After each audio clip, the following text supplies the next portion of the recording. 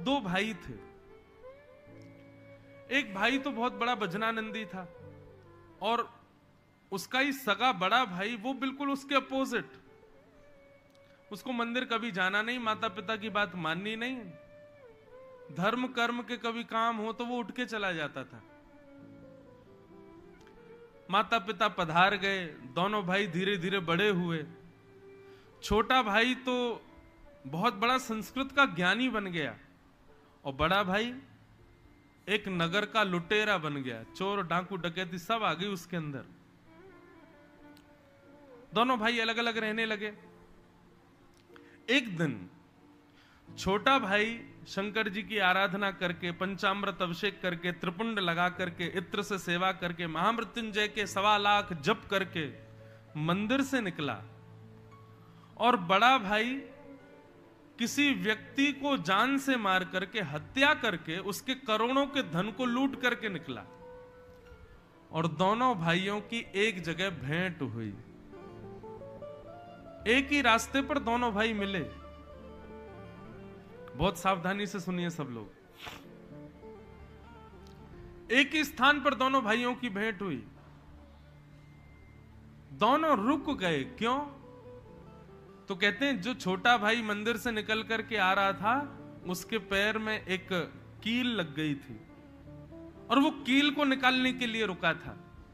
और बड़ा भाई जो किसी को मार करके करोड़ों की संपत्ति हड़प करके निकला था, वो क्यों रुक गया?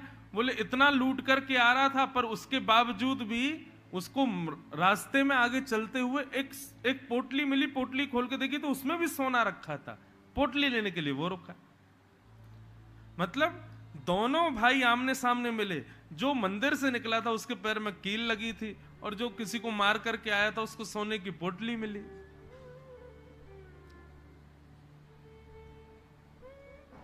ऐसा पता है आज भी होता है। ज्यादा मंदिर जाने वाले, ज्यादा भजन करने वाले, कथा वथा सुनने वाले, उनके जीवन में कोई ना कोई पीड़ा आती रहती है। और क्लब्स में जाने वाले, उल्टे सीधे काम करने वाले, मुर्गा की नार मरोड़ करके खाने वाले, मछली को जल तो रही बता करके चबाने वाले, ऐसे लोग बड़े सुखी रहते हैं।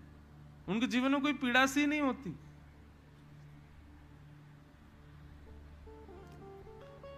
इसके पीछे एक उदाहरण मेरे गुरुदेव दिया करते। मैं अपने गुरुजी से बहुत पूछता था, तो वो इसीलिए मैं आपसे भी कहता हूं, जिज्ञासा मन में आना अच्छी बात है, पूछा करो।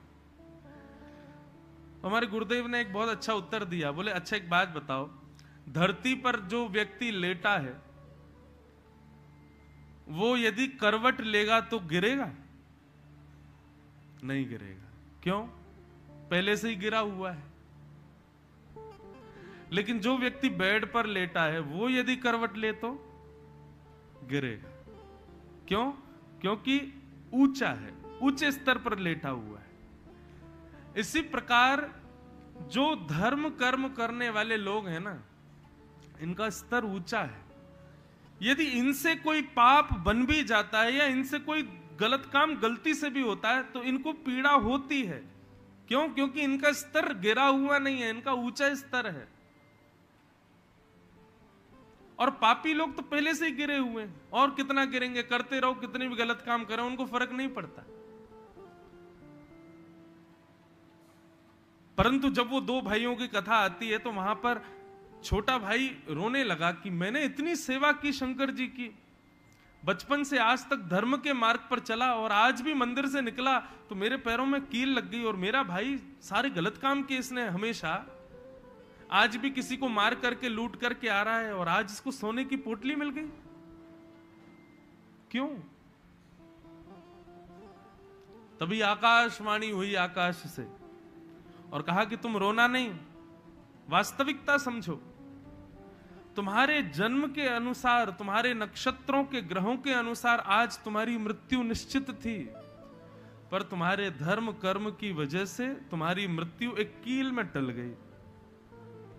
और तुम्हारा भाई उसके जन्म नक्षत्र और ग्रहों के अनुसार आज वो पूरी पृथ्वी का राजा बनने वाला था, पूरी पृथ्वी का सार्वभौम उसको प्राप्त होना चाहिए था, लेकिन उसके पापों की वजह से केवल एक छोटी सी पोटली उसको प्राप्त हुई है।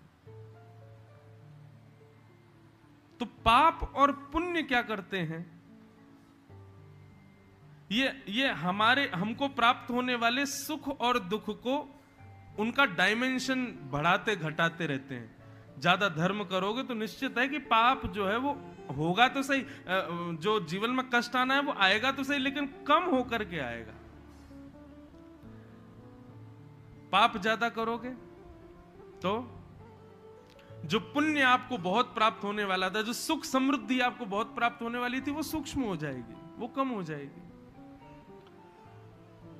पाप सुख समृद्धियों के डायमेंशन को कम कर देता है, और पुण्य जो है वो कष्टों के प्रभाव को कम करता है।